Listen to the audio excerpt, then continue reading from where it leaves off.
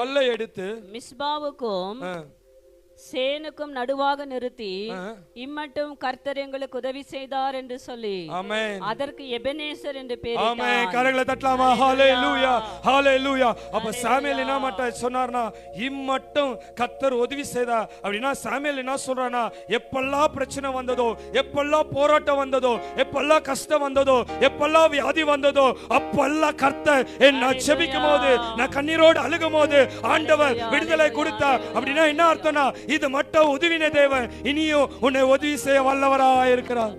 ஹalleluya. எப்பெல்லாம் பிரச்சனை வரும்போது நீங்க ஜெபிக்கும் போது கர்த்தர் அற்புதத்தை செய்திருக்கிறார். எல்லாருக்கும் செய்திருக்கிறார்களா? அப்ப இப்போ போய்கொண்டிருக்கிற பிரச்சனையில கூட இப்போ நம்ம ஜெபிக்கும் போது கர்த்தர் அற்புதத்தை செய்ய வல்லவராய் இருக்கிறார். அடுத்தது 13 வாசிங்களே, இத வாசித்து நம்ம ஜெபிக்க போறோம். ஹalleluya.